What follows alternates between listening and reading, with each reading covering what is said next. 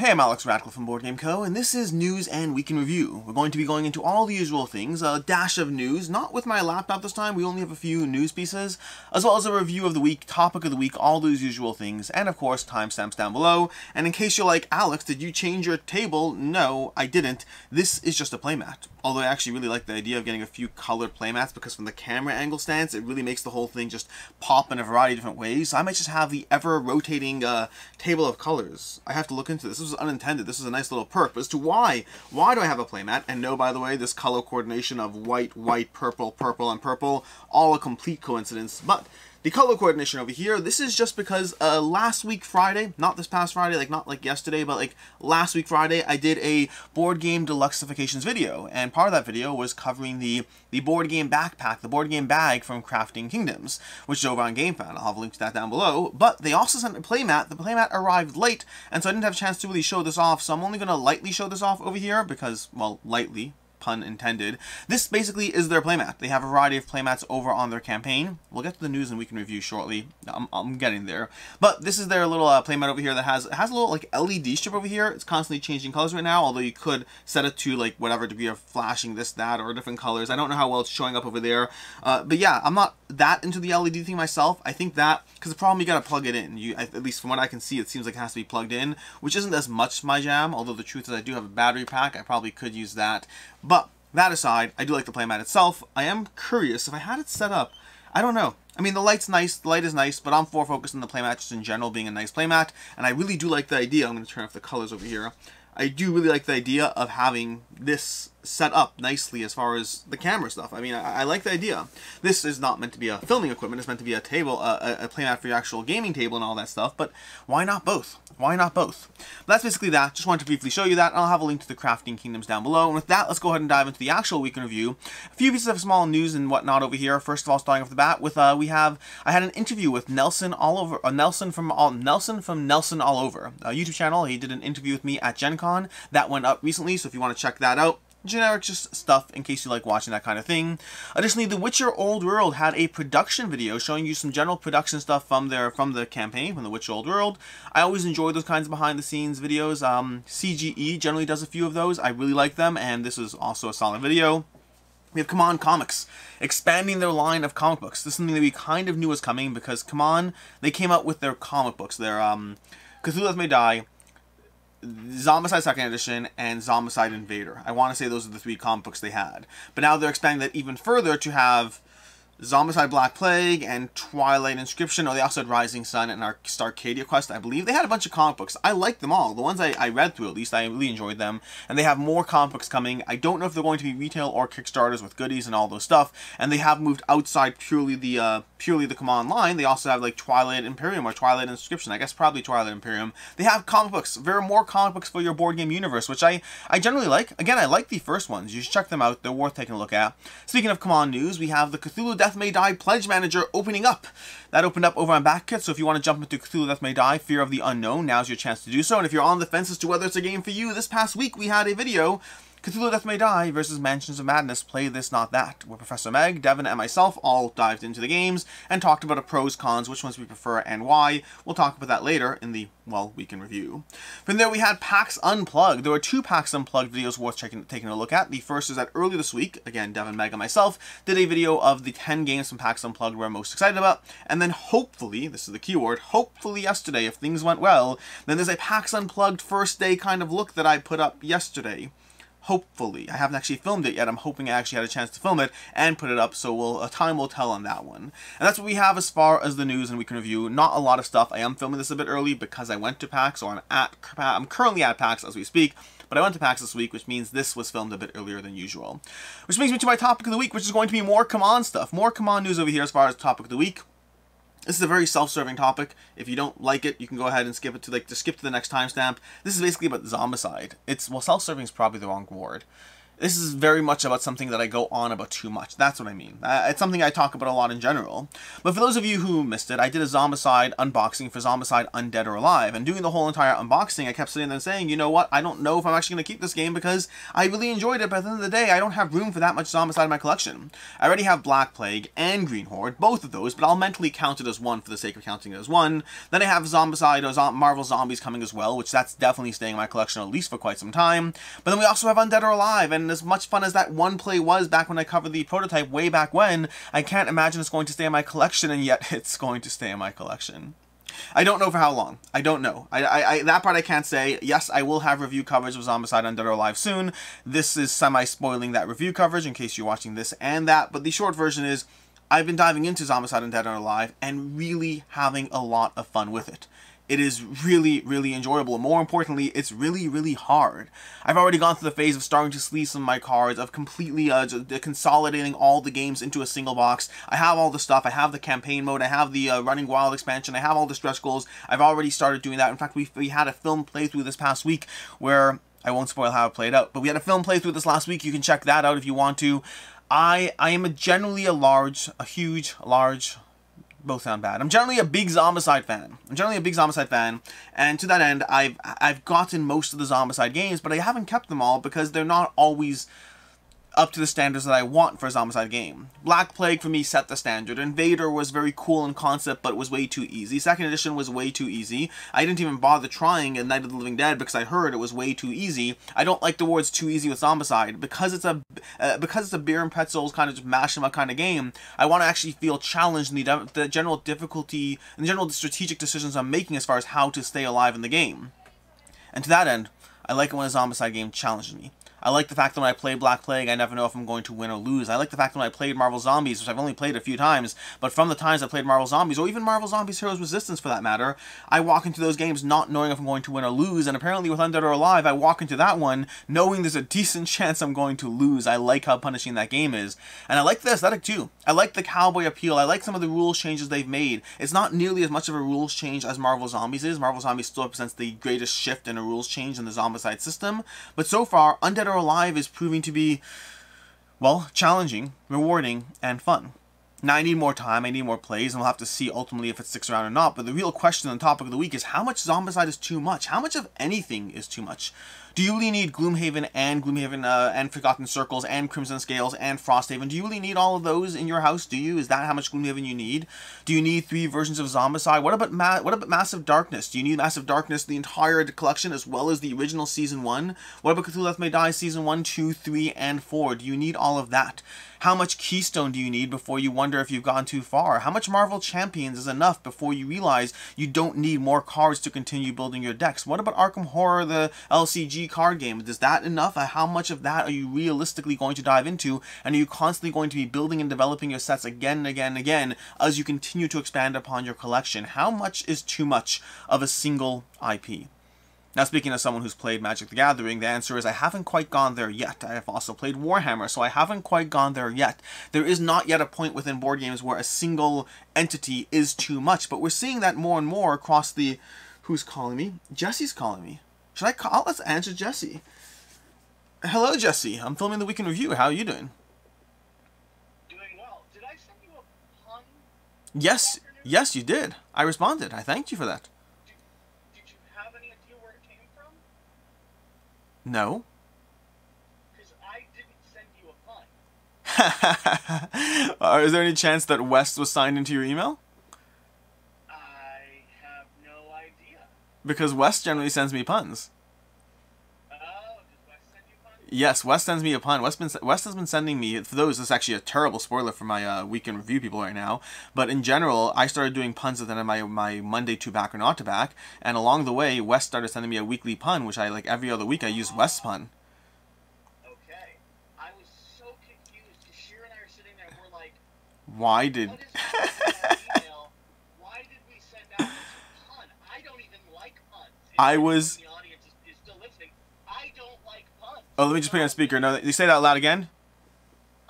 Quackalope vehemently does not like puns. This makes a lot more sense. I was surprised while you were joining the game, but I figured you hang out with West. Maybe you heard a good pun, and you were like, I'm going to share the love. Okay. Thank you for the context. I was so concerned. Because for the record, my Facebook account every single week has been attempted to be hacked for about 2 months straight now. Yeah, what's up with that? I don't know about your feed. My feed has like 1 million people who are trying to lose weight or doing one of those things these days, the past month. All I know is I set up two-factor authentication with one of those Authy apps. Nice. Because my Facebook account every Shabbat and now during the middle of the week has went offline and required a password reset because someone must be using my phone number to try to access it. That is something else. Yeah. All right. Good have fun with your video. Will do. Thanks. I'll see ya. Bye. Yes, so that's basically, I should make sure this is muted. This is muted. But yeah, that's basically the pun. West sends me puns. West from the Quacklope team sends me puns that I use in my end of my two-back or not-to-backs. But, going back to the conversation, where was I? Horribly left off. Yeah, with Elden Ring, with games like Elden Ring having $450 all in, and that's even before you get into the fact that there's going to be more Elden Ring Kickstarters, there's a constant question more and more. Steamforged Games, again, from not Steamforged Games, Horizon Zero Dawn from Steamforged Games having just boxes and boxes of content. How much is too much before you're just not going to realistically play it all?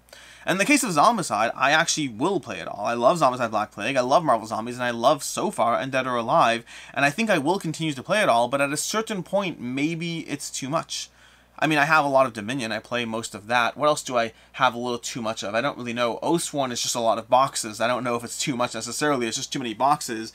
There are so many different games out there, and at a certain point, you're just not going to engage in the content. This is not a review of Undead or Alive. That will come later. This is a conversation around just how much do you need of a single thing before you realistically aren't going to be engaging with that amount of stuff. What's the biggest thing? And this is actually I'm curious about. For the comments down below, if you still made it through the whole phone call and everything like that, for the comments down below, tell me the game you have the most of.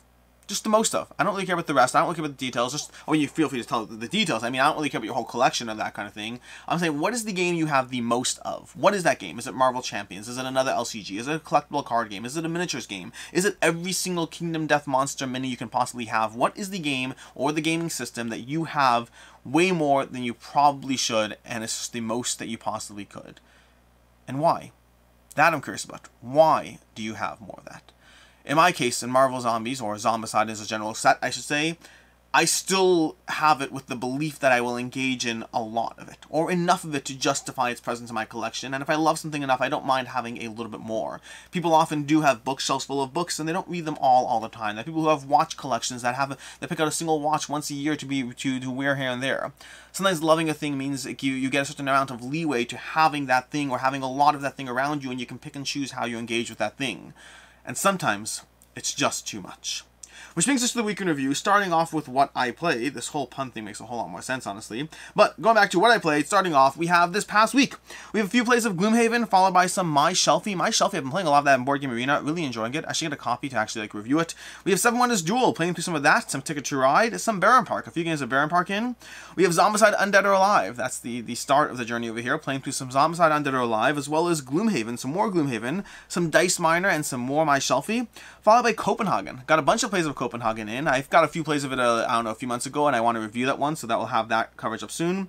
Got in my first play of Frosthaven. Frosthaven, I got set up on the table, I started to dive into it. We're going to be doing a full, this is something I've talked about already, but I'll actually throw a link down below. There's going to be a full 100% dedicated playthrough of the entire Frosthaven over on a new YouTube channel. I'll have a link to that down below. I'm not going to be stuffing this YouTube channel full of playthrough content, but I will have playthrough content of a lot of campaigns over on a completely separate YouTube channel, which you can subscribe to that if you want to go see like full playthroughs of everything. Frosthaven should probably be dropping mid-December on that channel, the start of a journey. I don't know the exact sequence, but maybe I'll have like 2 or 3 videos a week as we just go through the journey together. We'll figure that out.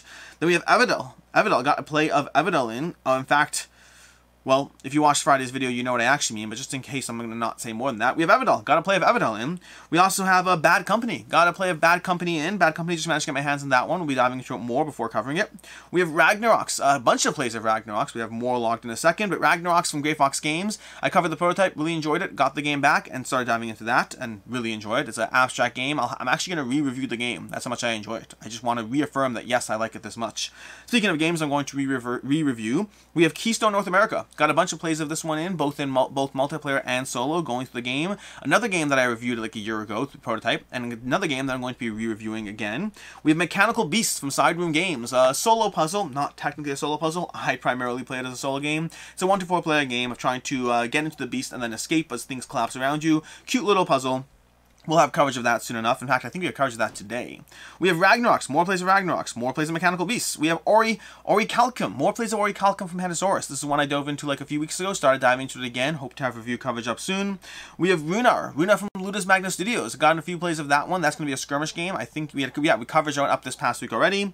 And then we have more Zombicide, Dead or Alive, Undead or Alive. We have Zombicide, Undead or Alive, some more plays of that, as well as some Gloomhaven. Some more Gloomhaven, some more Welcome to the Moon, or some Welcome to the Moon, not necessarily more. And then Stardew Valley, and that's what we have as far as the games we played, which means we are now up to the Week in Review. The Week in Review starting off the bat with this past Saturday. This past Saturday we had a review of Harry Potter Hogwarts Battle. I did that together with Ricky. It's been a while since Ricky was in a review. There was a period where Ricky was doing a review every single week, which was great. She loved the concept of being in videos talking about games, but then she kind of phased out a little bit her interest level. She still joins me, but now more infrequently, but she decided to join me for Harry Potter Hogwarts Battle, which we still need to finish. That's another conversation. But overall, really enjoy that game. I do find that I like it more diving into it with my kids. Playing with adults, I liked it, but it did leave my collection. Getting it back to play with my family, that's where it stuck around for me, a 3.5 out of 5. We have Shake That City. Shake That City from AEG, another review later on Saturday. That one gave another 3.5 out of 5. I really like the concept of what it's doing, but I want more variability in the experience, and so that's where it's like I like it, but also critiques and want to see more from it. Then we have on Sunday we had Heroes of Might and Magic. I should you back it for Heroes of Might and Magic with like 20,000 backers. It's well over my 10,000 backer threshold that I've arbitrarily decided like 2 weeks ago. So we did a full should you back it on Heroes of Might and Magic, followed up later on Sunday by a live stream together with Devin and Meg covering as I mentioned already in this video, the 10 Pax Unplugged games we are most excited to see when we actually head to PAX Unplugged, which we're actively there now. For all you know, I just checked out one game yesterday, another game tomorrow, and I've seen all the games I need to see. Actually, fun fact, one of the games, the game from Rebellion Unplugged, the racing game, I can't remember the name of it, they actually reached out post that video without seeing the video and being like, hey, you want to stop by our booth and check it out? And I was like, I do. In fact, I really, really do. Then on Monday we had 2 back or not to back, diving into a bunch of the campaigns that I am slowly falling behind on. Slowly falling behind on is a lot of these, but 2 back and not to back. The last 2 weeks we did not have 2 back and not to back, and so this week I did one of them. Next week or this coming Monday will be another further catch up to get me back up to speed. Then on Tuesday we had a review for Runar. Overall enjoyed it. A little hesitant about the campaign aspect of the game, but overall enjoyed what it's doing, the skirmish aspect of the game. I just had some small complaints. One of the bigger ones being the fact that it's set up as a campaign system, and I don't love that, just because I'm less likely to actually engage in it and play it.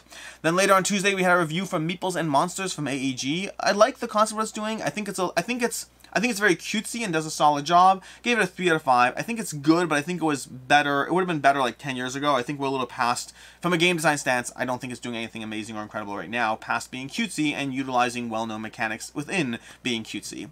Then lastly on Tuesday we had a gameplay for Zombicide Undead or Alive. A gameplay of, well, the second mission. So basically the first mission we already played. We played it separately, privately, not on camera. We won it. That was just us diving into the second mission. We won't talk about what happened in that one. You can watch it and see for yourself. And then depending if that video, I said it on the video itself, but if it gets 1,000 thumbs, 1,000 likes, I'll go ahead and we'll do another Zombicide Undead or Alive playthrough sometime, somewhere. I don't know when. I don't know where we'll find the time. We'll find the time.